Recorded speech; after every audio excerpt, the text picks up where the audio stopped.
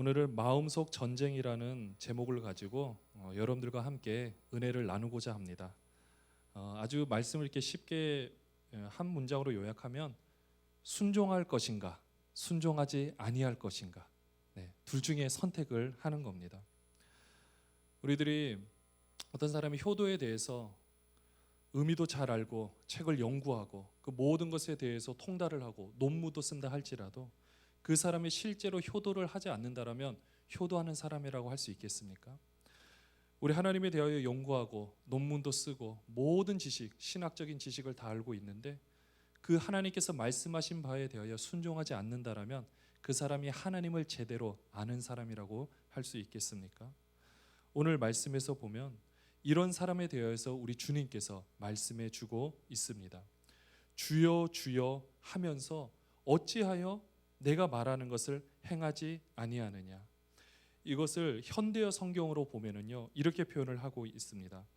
너희는 내 말에 순종하지 않으면서 왜 나를 주님 주님 하고 부르느냐. 순종이 먼저 나옵니다. 왜 순종하지 않으면서 주님이라고 부르는가. 여러분들 어떻습니까? 이렇게 주님 말씀에 순종하지 않으면서 주여 주여라고 부르는 것은 왜일까요? 먼저는 그 말씀에 순종하지 않는 그 마음을 보면 이렇습니다. 그 말씀대로 행하지 않는다라는 것은 우선 마음으로 동의가 되지 않기 때문에 순종하지 않은 것입니다. 쉽게 표현하면 하기 싫다라는 거죠. 해야 하는데 하기 싫다. 여러분들 이 부분보다 조금 더 나아가야 보면 죄를 짓지 않아야 되는 것은 아는데 죄를 짓고 있는 우리의 모습과 비슷합니다. 이것은 우리의 죄악된 본성 때문에 그런 것을 보게 됩니다. 이 죄악된 본성을 다른 말로 표현하면 마귀의 본성이라고 할 수 있습니다. 이렇게 우리를 지속적으로 괴롭히는 것이 이 마귀의 본성이라는 겁니다.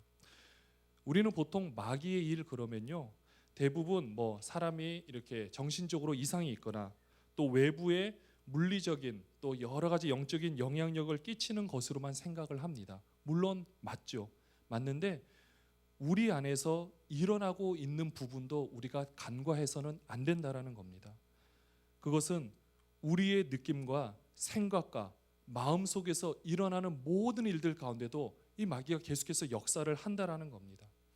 그래서 이 안에서 일어나는 일이라 할지라도 내 생각 속에서 내 마음 속에서 일어나는 일이라 할지라도 이거 모든 것들이 다 나로부터 출발되었다라고 받아들이면요 여러분들 그때부터 굉장히 문제가 발생하게 됩니다. 가룟 유다에게도 사단이 생각을 집어넣었다라고 표현을 하고요 그 생각을 가룟 유다가 받아들였을 때 문제가 생겼던 겁니다. 우리도 이럴 때 있지 않습니까?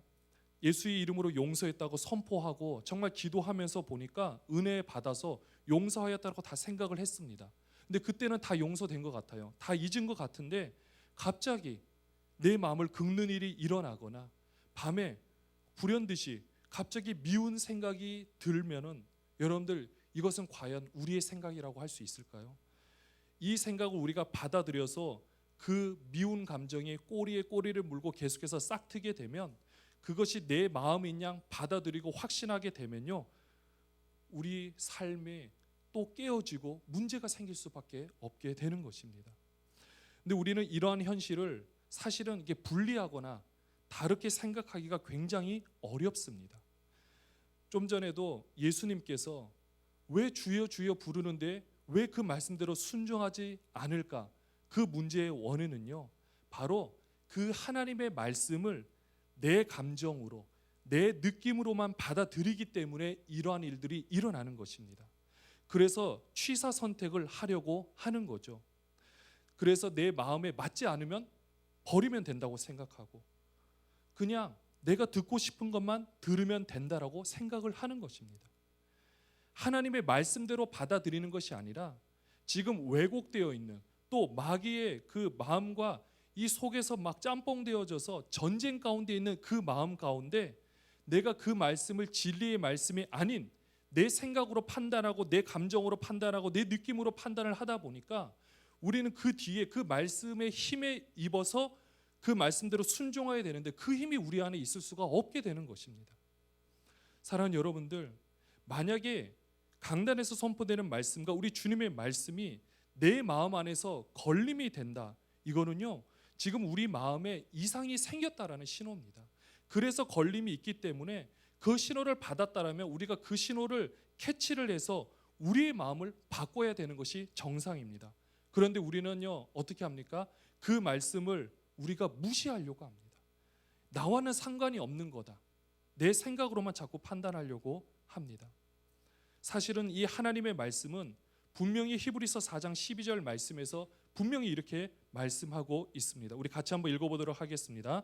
하나님의 말씀은 살아있고 활력이 있어 좌우의 날선 어떤 검보다도 예리하여 혼과 영과 및 관절과 골수를 찔러 쪼개기까지 하며 또 마음의 생각과 뜻을 판단하리니. 너무 분명히 말씀해 주고 있습니다. 진리이신 그 하나님의 말씀은 운동력이 있어서요 우리 안에서 거짓된 생각, 그러니까 우리 안에서 마음속에 전쟁이 일어나는데 하나님께서 주시는 생각과 마귀의 이 유혹에 빠진 내 생각이 안에서 전쟁이 일어날 때 그것을 정확하게 분별해 주는 것, 적군과 아군을 분별해 주는 것이 분명 하나님의 말씀이라는 겁니다. 근데 우리가 색안경을 끼고 내 생각만을 가지고 이제까지 내 경험만을 가지고 그것을 바라보면요 문제가 생길 수밖에 없게 되는 것입니다. 1988년도에 여러분들 우리나라에 워드 프로세서라는, 그러니까 타자기인데 전동 타자기, 그러니까 엄밀히 따지면 지금의 노트북과 같은 컴퓨터가 나왔습니다. 그때 가격 제가 잊지 못합니다. 150만 원. 여러분 그때 컴퓨터 8비트 컴퓨터가 30만 원 할 때인데요. 참고로 그때 저희 아버지가 한 달에 받는 사례비가 40만 원이었을 때였습니다.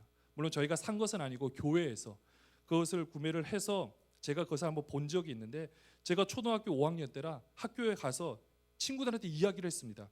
얘들아 컴퓨터 안에 보니까 프린터까지 달려 있어서 액정 조그마한 화면에 이 치는 키보드까지 다 연결되어 있어. 그러니까 애들이 저보고 미쳤다 그럽니다. 그런 게 어딨냐고, 말이 되냐고, 왜 거짓말만 하냐고 계속 얘기하니까 제가 얼마나 마음이 상했는지 모릅니다. 근데 아시는 분은 아시겠지만 정말로 실제로 그게 있었습니다. 그때는 획기적이었고요 정말 놀라운 것이었다라는 겁니다. 자, 그 친구들은요 아무도 믿지 않았습니다. 왜 그렇습니까? 경험해보지 못했기 때문입니다.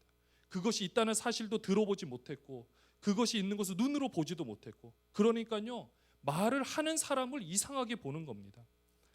하나님의 말씀은요 바로 내가 살아보지 못한 세계를 경험하는 통로입니다. 진짜 삶이 무엇인지 우리에게 보여주는 것입니다. 내가 한 번도 살아보지 못했다고 해서 그 세계가 없는 것이 아닙니다. 있는데 보지 못했고 듣지 못했던 거지, 우리 생각으로 판단하니까 그랬던 거지, 그 진리의 삶이 선포되어지는 그 속에는 놀라운 삶이 계속해서 펼쳐지고 있다는 것입니다. 사랑하는 여러분들, 진리의 삶을 경험하고 싶으십니까? 우리 마음속 이 전쟁 가운데 있는 모든 것들을 그대로 내려놓고 우리는 하나님의 말씀을 있는 그대로 순종하시기 바랍니다. 오늘 계속해서 예수님께서는요 이 부분에 대해서 한탄을 하시면서 47절과 48절 49절에 보면은 이렇게 먼저 말씀을 하십니다. 먼저 우리 47절을 한번 읽어보도록 하겠습니다. 내게 나와 내 말을 듣고 행하는 자마다 누구와 같은 것을 너희에게 보이리라. 네, 이제 비유를 말씀해 주시는 거죠. 내 말을 듣고, 그러니까 듣는 것에서 멈추는 것이 아니라 행하는 자마다 누구와 같을 것인가.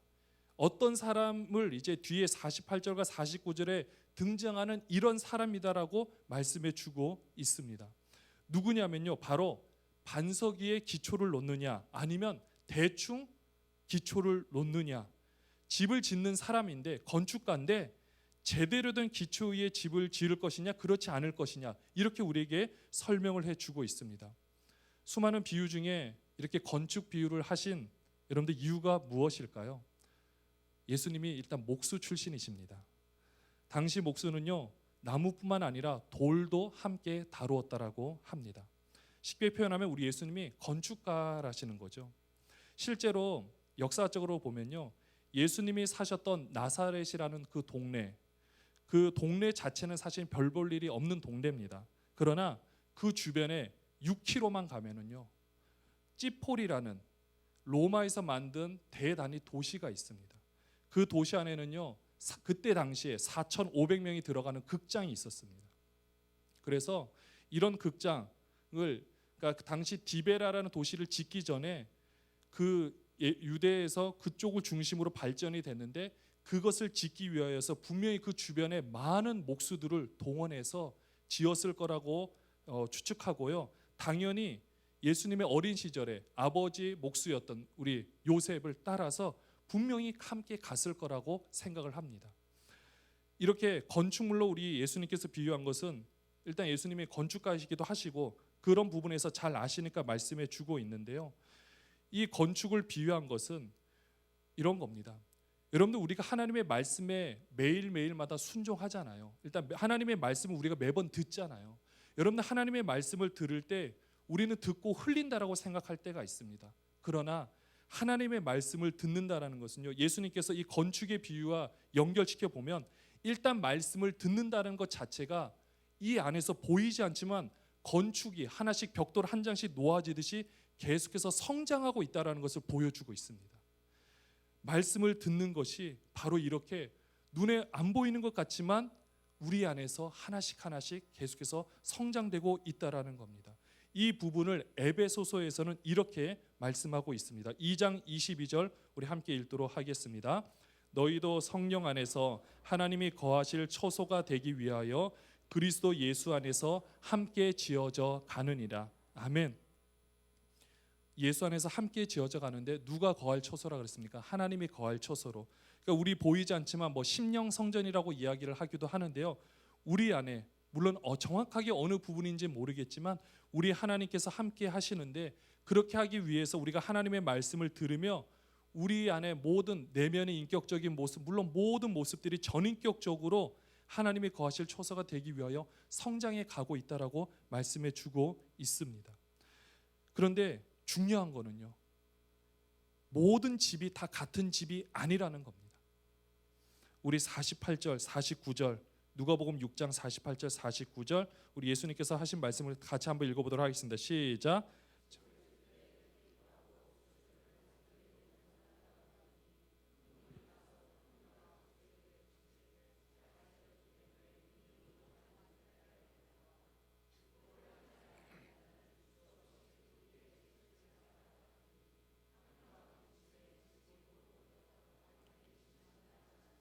아멘.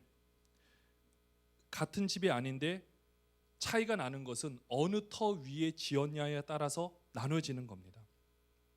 제가 바로 직전에 그 잠실에서 한 교회에서 제가 심부를 했었는데, 한참 우리 신일까지 비전 센터를 이제 건축하려고 공사를 하고 있었습니다. 거기 지하 2층을 파는데요. 거기는 땅을 몇 미터를 팠냐? 16미터를 팠습니다. 16미터면 아파트 굉장히 높습니다. 한 7층 정도 되는, 한 6, 7층 되는, 더 이상 되는 높이인데요. 사실 지하 주차장을 만들지 않았습니다. 그럼에도 이렇게 팠습니다. 왜 그러냐면요, 잠실 자체가 원래 섬이었던 거 아십니까? 섬이었기 때문에 지금은 성내역으로 바뀐 잠실 나루역이 있습니다. 배를 타고 들어가는 동네였어요. 특별히 신천역 부근 자체가 가장 그때는 중심이었는데 배를 타고 들어갈 수가 있었습니다. 그래서 지금도요, 땅을 파면은 웬만큼 파선 안 나오는데 한 7m 정도 파면요, 물이 흐릅니다. 막 물이 흘러요.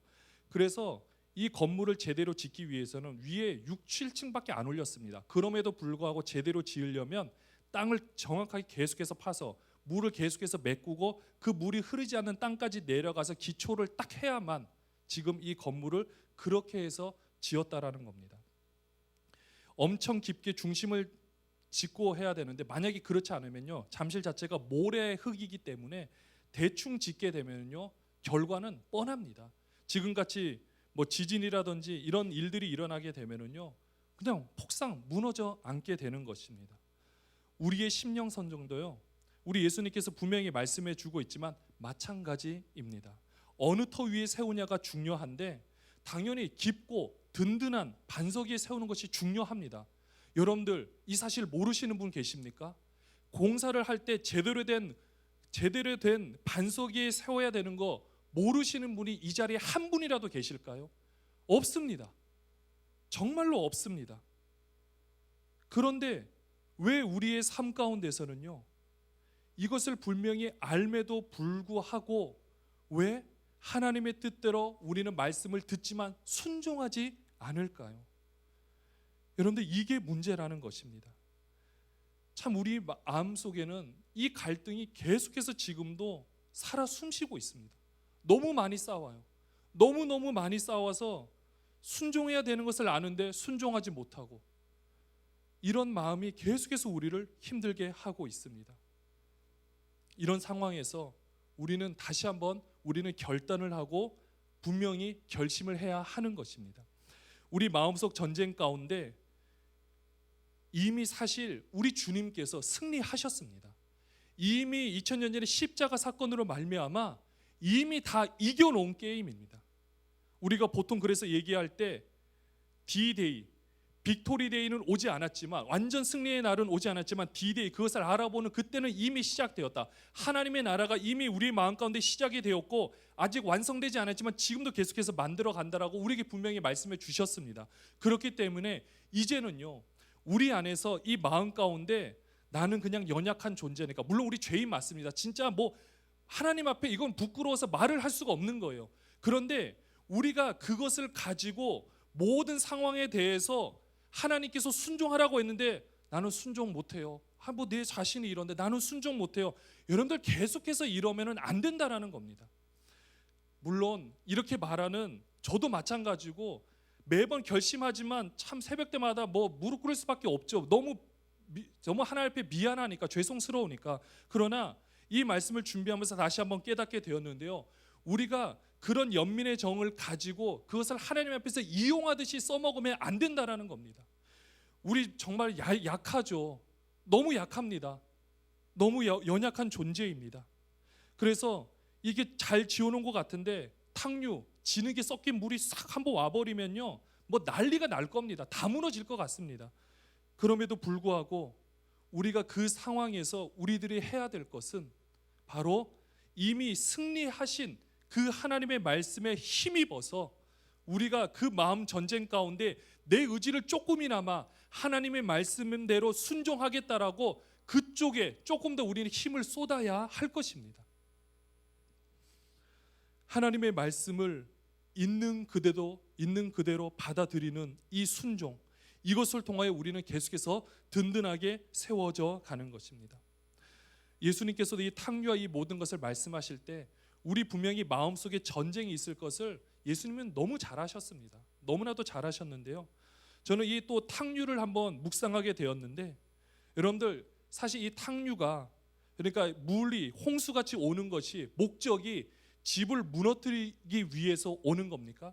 여러분들, 지금 얼마 전에도 많은 비가 오고 태풍이 일어나는 모든 상황들이 태풍의 목적이 여기에 있는 모든 건물을 무너뜨리기 위해서 오는 걸까요?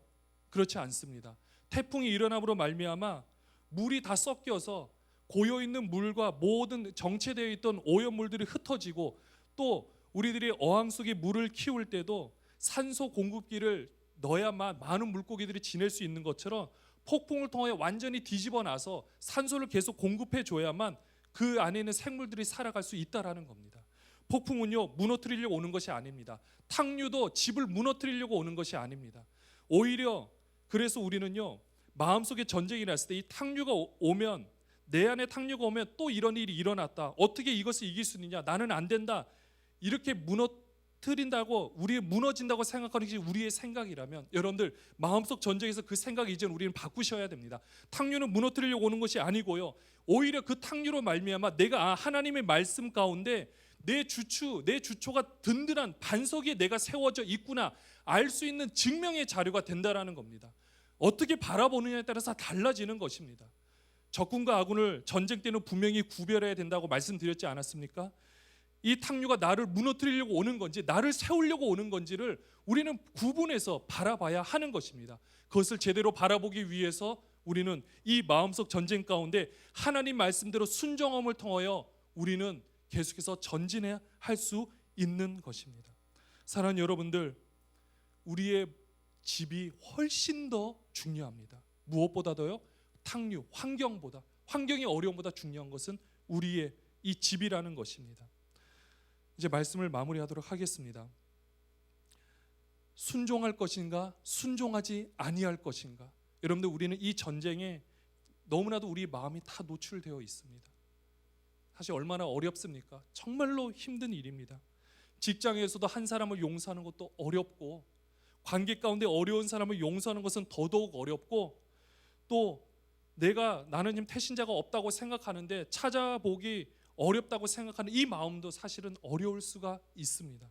그러나 여러분들, 예전에 우리의 생각과 모든 것을 가지고 하나님께서 지금도 우리에게 분명히 말씀해 주고 계시는데, 그것을 우리의 생각으로 자꾸 판단하고 우리의 생각으로 그냥 묻어버리는 것이 아니라, 그 하나님의 말씀이 내 삶을 해석하고 내 안에서 마음껏 역사를 할 수 있도록 우리 순종을 통하여 우리의 의지를 내어드려야 할 것입니다. 사랑하는 여러분들, 내 생각과 내 감정이 동의가 되지 않는다 할지라도 하나님의 말씀대로 순종하는 여러분 되시기를 소원합니다.